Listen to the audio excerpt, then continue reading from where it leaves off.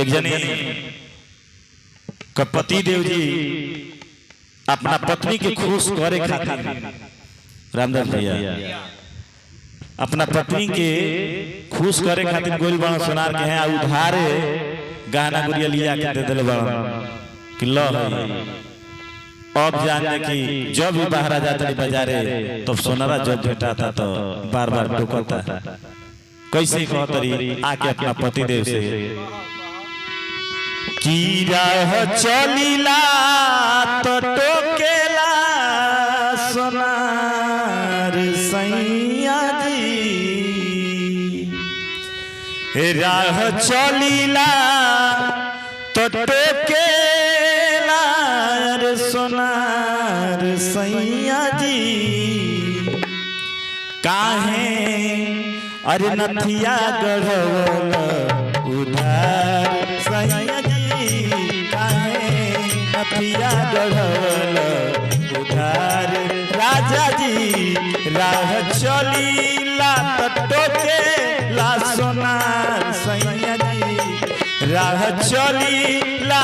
टोके ला सोनार सैया जी काहे नथिया गढ़वल उधार सैया जी काहे नथिया गढ़वल उधार सैया जी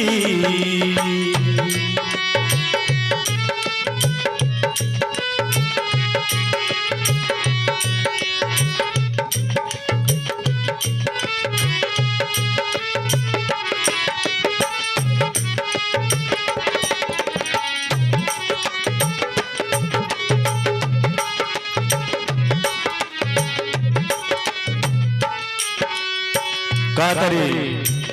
चली चाहे रहिया थक चली चाहे गली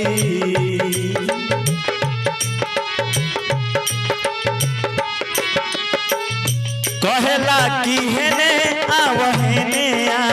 कली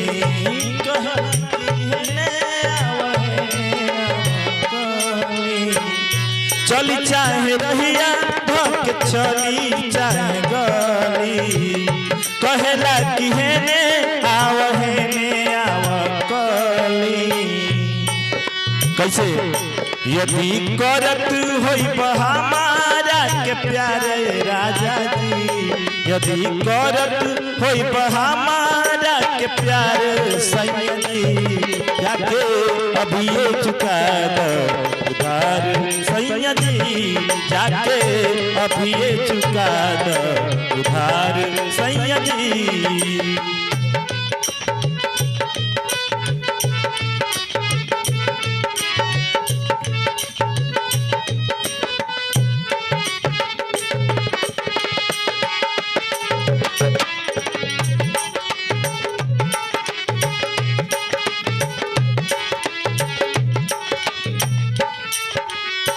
लइका फैका होई तो चली जइह बहारा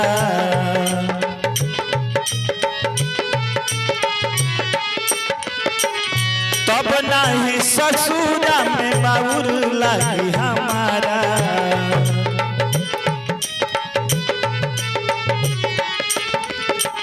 लइका फैका होई तो चली जइह बहारा तब नहीं ससुरा में बाबू लगी हमारा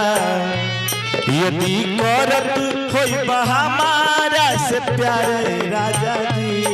यदि करत होई हमारा से प्यार सैया जी जाके अभी चुका दो उधार सैया जी जाके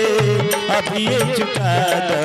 उधार सैया जी राह चलीला टोकेला सोनार सैया जी राह चलीला टोकेला सोनार सैया जी काहे नथिया गढ़वल